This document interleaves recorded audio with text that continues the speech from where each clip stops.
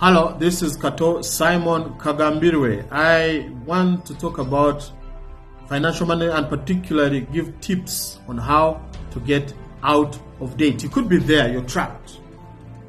You have debts, you've been borrowed left, right, and center, and you're stuck. You're overwhelmed. How do you get out of debt?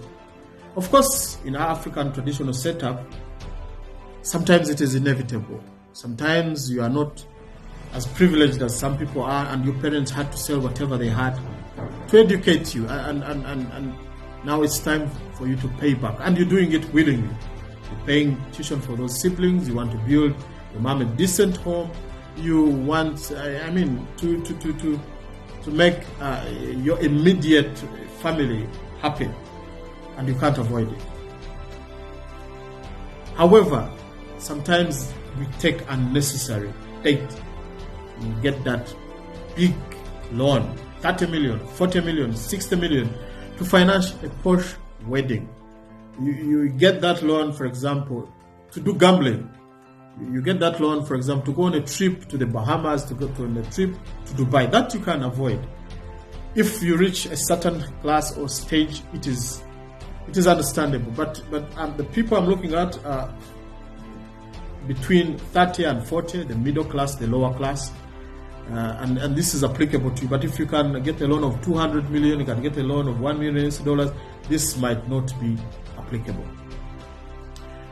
Of course, debt has its challenges. The biggest challenge of debt is reputational risk.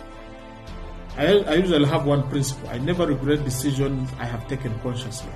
If you have taken a decision to get a debt, don't go into blame game. Don't go into looking for sympathy, pity party. No. You have taken the debt, you have to pay it back. So people you have gotten the debts from, at a certain point will have to talk about you. They will have to expose you. They know a friend that knows you, and another friend that knows a person that knows you. And I mean, if you don't want something to be said about you, don't say it, don't do it. That is the principle. And that is how things work. So take responsibility, get out of that comfort zone, and pay your debt. The first solution is first tip, cut costs. Do not insist on, for example, sustaining a lifestyle that you have been having before you got a debt. Now you're paying back the debt and your income has reduced. For example, how do you do it?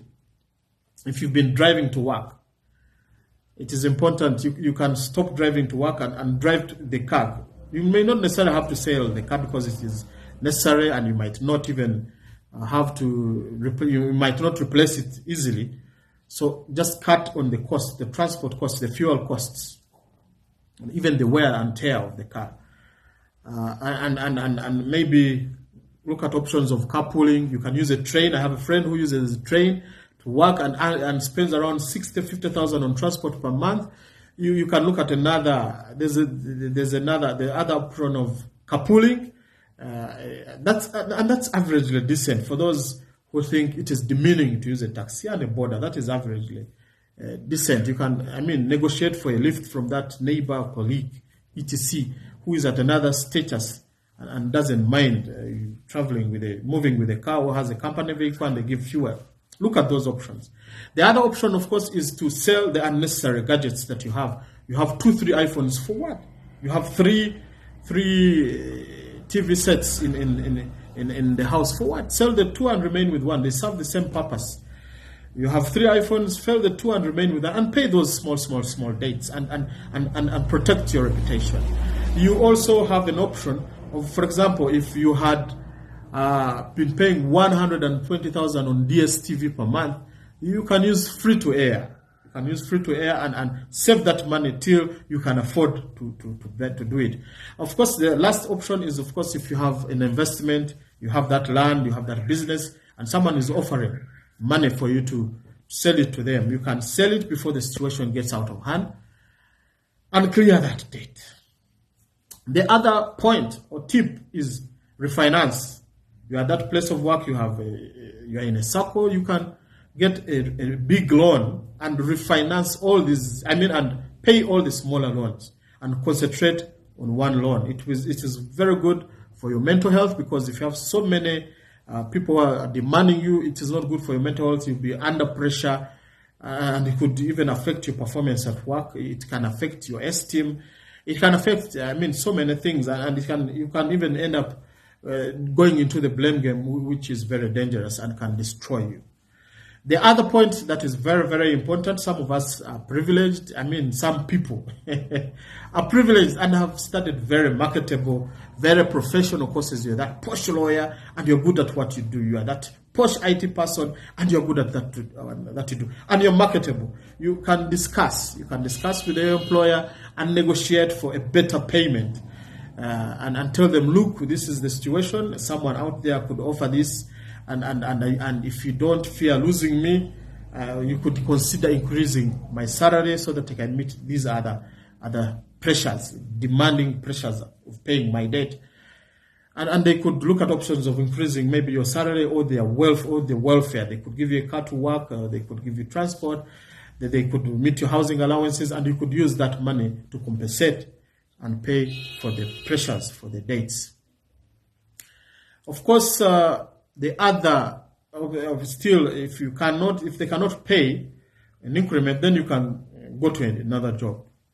The other, of course, tip is you need, and this is very, very important, to be open and sincere. You open up. Do not hide. Do not refuse to pick those phone calls. No one will beat you. That is always my point. No one will beat you. I'll tell you what is on my heart, and it's up to you to deal with it the way you want. Look for that money lender, look for that loans officer, and tell them, look, let us come into a negotiation. My expectations were not met, and I was not able to honor my obligations. What do? You can negotiate for a better payment plan. You can negotiate for a writing off. You can negotiate. There are very many options you can have and negotiate to pay back debt. The whole instance here is not to avoid, and then you get into other issues, being thrown out of your house, being arrested, being a financial embarrassment to your employer, to your spouse, to your relatives, and being a financial burden to your immediate friends. When they realize you have been arrested, then they will start mobilizing, and that could have you could avoid all that. The other point is enhance and develop your skills. Some people are talented. Some people can sing. Some people are very good communicators. Some people, are very good drivers. You're going to be painters. You could do Uber. You could be an MC. You could paint that painting and sell it. You could sing in that band, depending on your interests and what you think will not demean you. And please, do not feel embarrassed. Do not feel that you will be low. The mere fact that you can get debt, that shows that you have not reached a certain status. So stop faking your status, be realistic, and that will help you. Those people that are telling you that you are demeaning yourself are not going to help you pay that debt. In fact, when you have lost that house, they will celebrate. They will go to the bar and celebrate. So try to understand that. Of course, the other options, like snowball method of paying the smaller debts, I already talked about that, etc. With those 3 words, I hope this helps. The most important thing for us to understand is that if you're between 30 and 40 and you're not as privileged, you are trying to make ends meet, let us be realistic. Let us not conform to the standards of this world. The Bible is very, very clear. Let us not conform to pressures, social pressures, other pressures, which will leave us regret. There's a saying that says, let's take a path that's right, no matter how rough it may seem to be, that will leave us no regret at the end of our long lives. I thank you for God and my country. Enjoy your weekend. I am out.